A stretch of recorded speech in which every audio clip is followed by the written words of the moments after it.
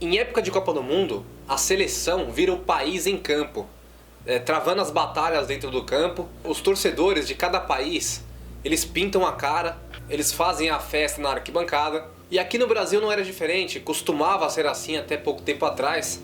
Claro que graças à seleção da CBF, graças a sermos hoje vergonha, chacota mundial, as coisas não são bem assim para nós brasileiros. O futebol é tão magnífico, às vezes muito importante, que costuma, ou pelo menos costumava ser, algo que quebrava as barreiras apenas do esporte. Como costumam falar que futebol não é apenas futebol, isso é uma frase verídica, pois o futebol parou uma guerra e o futebol começou uma guerra também. Foi no que aconteceu na partida entre Honduras e El Salvador, que ficou conhecida como a Guerra do Futebol.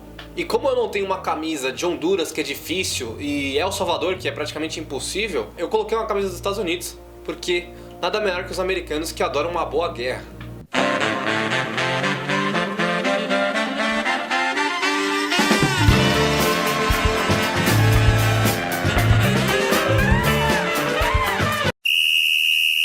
Primeiramente, é bom ressaltar que a partida entre Honduras e El Salvador, a partida de futebol, ela não resultou propriamente na guerra. Essa rivalidade é antiga em função da imigração.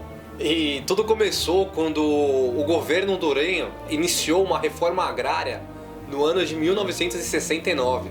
Mas isso na verdade foi um pretexto para expulsar os salvadorenhos que viviam em Honduras, pois El Salvador era o país mais rico e industrializado da região. E ainda no ano de 69, bem no auge da fuga dos salvadorenhos de Honduras, El Salvador e Honduras se enfrentaram numa partida eliminatória valendo vaga para a Copa do Mundo de 70. E obviamente, desde aquela época, a mídia dos dois países tratavam esse jogo, esse confronto, como uma possível batalha, alimentando ainda mais um possível ódio entre os dois países.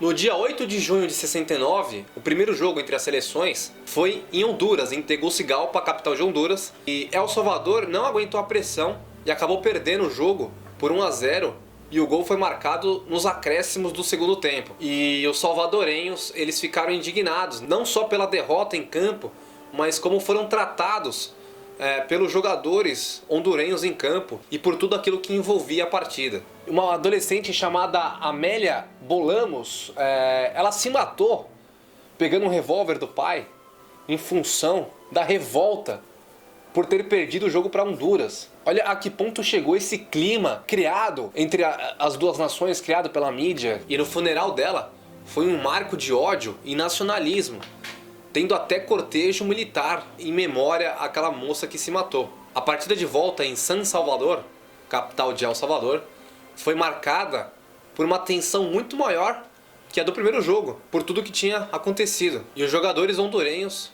foram tratados de maneira muito pior do que os salvadorenhos foram tratados em Honduras. A seleção de Honduras teve que ir para o país vizinho de forma blindada. Uma bandeira de Honduras foi queimada e o hino nacional de Honduras foi vaiado e xingado durante a execução. E essa partida terminou com um placar de 3-0 para El Salvador, resultando num terceiro jogo em campo neutro. E após esse jogo que El Salvador ganhou de 3-0 de Honduras, torcedores hondurenhos foram agredidos fora do gramado, nas ruas, e alguns foram assassinados também. Enquanto isso, em Honduras, uma milícia chamada Mancha Brava começou a aterrorizar os salvadorenhos que moravam ali em Honduras, e isso fez com que os salvadorenhos fugissem, os restantes dos salvadorenhos em Honduras fugissem para sua terra natal. No dia 25 de junho, 2 dias antes da terceira partida, que era o desempate entre as duas seleções, o governo de El Salvador acusou Honduras de praticar genocídio na ONU. Isso fez com que os dois países fechassem as suas fronteiras, enquanto as duas seleções jogavam a terceira partida no campo neutro, que era no Estádio Azteca do México. E o jogo foi bem disputado, muito acirrado, bem difícil, e foi até a prorrogação,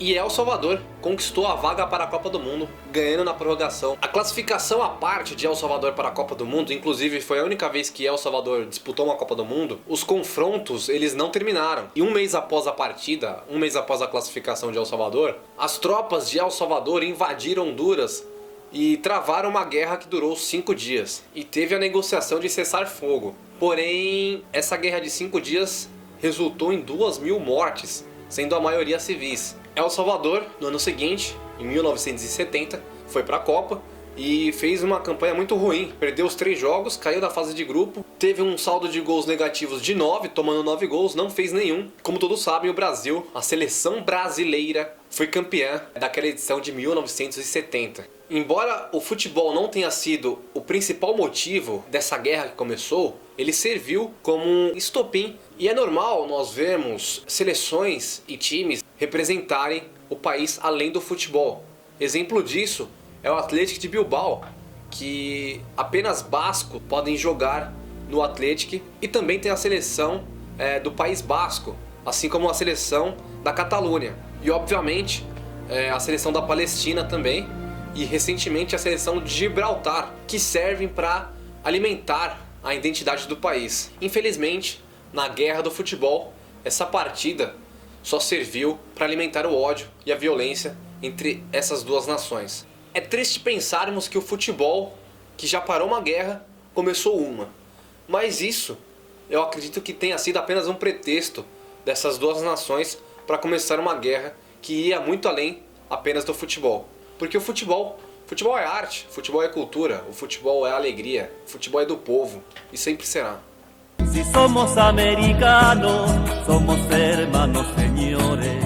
Tenemos las mismas flores, tenemos las mismas manos. Si somos americanos, seremos buenos vecinos. Compartiremos el trigo, seremos buenos hermanos.